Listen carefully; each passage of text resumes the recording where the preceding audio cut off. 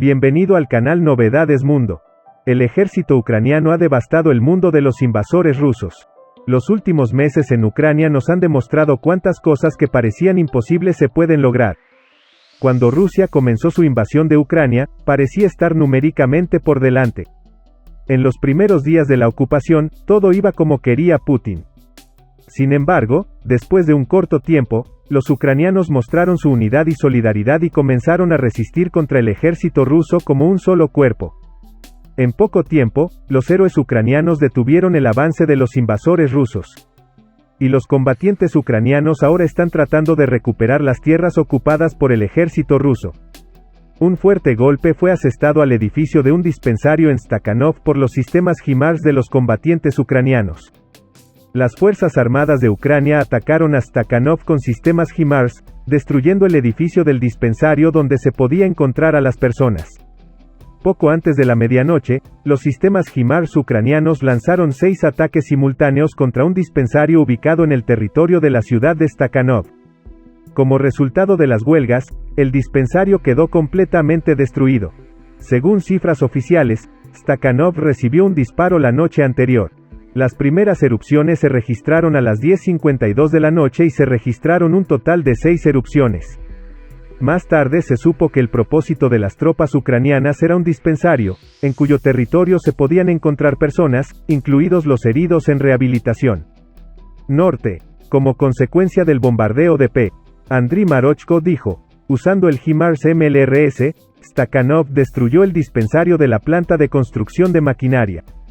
Las autoridades de la República Popular de Lugansk aún no han hecho ninguna declaración oficial al respecto, pero los 6 misiles disparados por el sistema HIMARS alcanzaron sus objetivos, lo que condujo a la destrucción total del dispensario. Aunque el segundo ataque fue muy lejos, el efecto devastador de esta distancia fue de aproximadamente 50 kilómetros de la línea del frente. Mientras tanto, otro acontecimiento candente fue el ataque ruso en el sur de Ucrania. Después del ataque con cohetes rusos, el ejército ucraniano y los trabajadores humanitarios se apresuran a ayudar a Dnipro en la tarde del 14 de enero, un misil ruso Kh-22 impactó en un edificio de apartamentos de 9 pisos en la ciudad ucraniana de Dnipro. 46 residentes murieron, al menos 80 resultaron heridos y docenas de sobrevivientes quedaron instantáneamente sin hogar. Inmediatamente después del ataque, los voluntarios comenzaron a trabajar para albergar, alimentar y cuidar a las personas directamente afectadas por la tragedia. Entre ellos se encontraba una organización llamada Embrace the Heroes, con sede en Odessa, que, con la ayuda del Batallón 220 del Ejército de Ucrania, organizó la entrega de alimentos y suministros médicos a Dnipro. Una parte de un gran bloque residencial quedó completamente destruida en el ataque ruso, que fue llevado a cabo por una especie de cohete que los sistemas de defensa aérea de Ucrania no pudieron alcanzar. También hubo daños graves en los apartamentos vecinos. En medio de los escombros tras el ataque del ejército ruso, se exhiben pedazos de vida revelados por la ausencia de los muros. Cocinas llenas de refrigeradores, ollas, sartenes y platos intactos se pueden ver desde el patio del edificio. 5 días después de la huelga, los residentes de los edificios de apartamentos, que no quedaron completamente destruidos por la explosión, aún esperaban el permiso de la policía para ingresar al edificio y recuperar sus pertenencias personales. El taxista Gennady, que era uno de estos residentes que se dirigía a su casa en el momento del ataque, describió sus experiencias. Gennady dijo, viví allí. Ahora todo lo que me queda de mi apartamento es un armario y un acantilado. Tal vez todavía podamos usar algunas cosas en el armario. Viví allí durante 30 años. Era un buen lugar, un buen apartamento. Gennady dijo, tenía un buen perro, su nombre era Rich. Rich murió en la huelga. Ahora tenemos que encontrar un nuevo lugar para vivir. Gennady dijo que los residentes aún esperan la ayuda del gobierno ucraniano. Gennady dijo, el gobierno hace promesas, pero al menos por ahora no hemos recibido ninguna ayuda de ellos. Una ciudad de tiendas de campaña, donde viven las organizaciones de ayuda humanitaria, surgió en el patio del apartamento. Además de alimentos y ropa donados, los residentes pueden recibir servicios médicos y asesoramiento psicológico. Una de las organizaciones ha estado operando desde 2014, cuando las fuerzas rusas invadieron por primera vez la región de Donbass en el este de Ucrania. Pablo Dimitrov, un periodista, dijo, estamos acostumbrados. Nos acostamos tarde, nos levantamos temprano y pasamos por todo. Todo lo que necesitamos es agua, electricidad y gasolina. Dimitrov dijo, ojalá Occidente le hubiera dado a Ucrania algunas armas más. Esta es la única forma de garantizar que este tipo de horror no se repita. Ya se ha comenzado a trabajar para restaurar los apartamentos cercanos que no sufrieron daños irreparables. Si bien muchos de estos residentes se han mudado a otros lugares con amigos y familiares, muchos permanecen en sus hogares, a veces a menos de 50 metros del ataque con cohetes. Se supo que Anatoly, que vive en el apartamento del 9º piso contiguo a la parte demolida del edificio, no tiene intención de irse. A pesar de que las láminas de plástico cubren el área donde una vez estuvo la ventana del balcón explotada, el apartamento de la sala de estar, lleno de dibujos animados dibujados a lápiz en el papel tapiz, se ve más o menos igual que el 13 de enero. Anatoly dijo, mientras nos preparábamos para remodelar el espacio, dejamos que los niños dibujaran todas las paredes. Los niños ya han crecido, pero la renovación aún no ha terminado. Este es un recuerdo de su infancia. Anatoly dijo, sufrí mucho menos que los demás. Perdí una ventana, otros lo han perdido todo.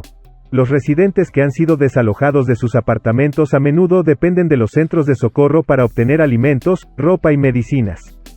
Alla Anisimova, directora de la Facultad de Inglés en una universidad local, se mudó con su hermano. Estaba en casa en el momento del ataque, solo unos metros más cerca de la zona de impacto que Anatoly. Anisimova dijo después del ataque ruso, no sé cómo sobreviví. Había vidrio, escombros y destrucción por todas partes. Anisimova dijo, había tanto humo después de la explosión que no pude encontrar mis zapatos ni siquiera con una linterna.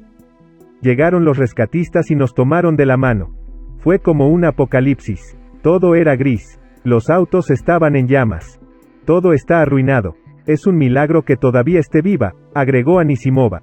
Uno de los principales centros a los que acuden los residentes en busca de ayuda es la escuela deportiva local, Storm. En los primeros días de la invasión a gran escala de Rusia, Storm convirtió su vestíbulo y su gimnasio en un centro humanitario. Para octubre, la situación en Dnipro se había estabilizado lo suficiente como para permitir que los niños continuaran con sus clases anteriores de artes marciales y gimnasia. Sin embargo, desde la huelga de apartamentos, los pasillos de la escuela se han llenado de cajas de alimentos, ropa y suministros médicos donados. Alla Anatolievna, subdirectora de Storm, dijo a un periódico, es como si los primeros días de la guerra hubieran regresado. Estuvo un rato en silencio, como si todo lo que pasó no fuera a llegar a nosotros. Pero cuando de repente ocurre una tragedia tan cerca de nuestra casa, las cosas vuelven a dar un giro aterrador. Alla Anatolievna dijo que tenemos estudiantes, instructores, colegas que viven en la parte afectada del edificio. Gracias a Dios no estaban en casa en el momento del ataque, pero ahora están sin hogar, viviendo con sus familiares. Mientras muchos lugareños donan todo lo que pueden, Storm llega al centro humanitario hasta Odessa, a 7 horas de distancia en una camioneta de entrega de ayuda. Los soldados del batallón 220 de Odessa, que acompañaron a Maxim Boroviev, jefe de Embrace Heroes en su gira a Dnipro, fueron abrazados muchas veces por la agradecida población local. Uno de los soldados, Vikin, dijo por qué es importante que los soldados participen en esfuerzos voluntarios destinados a ayudar a los civiles. Vikin dijo, el ejército está protegiendo al país, pero mis hermanos que luchan en el frente pueden hacer mejor su trabajo cuando saben que nuestros compatriotas afectados por los ataques terroristas rusos están siendo atendidos. Me lesioné peleando alrededor de Kherson en el otoño, agregó Vikin. Vikin dijo, regresaré cuando esté físicamente capacitado para regresar a la batalla. Pero hasta entonces, estoy feliz de que las Fuerzas Armadas me hayan dado la oportunidad de ayudar a través de esfuerzos voluntarios. Esto también es parte de mi ministerio. Hay muchos ejemplos como este sobre los efectos de los ataques del ejército ruso en los centros de las ciudades. La persecución de los habitantes de la región no se limita a estos. En cada declaración, Occidente advierte a Rusia que debe poner fin a los ataques contra asentamientos civiles en particular. Pero con los funcionarios rusos y el comandante ruso, parece reacio a salirse de las directivas de Putin.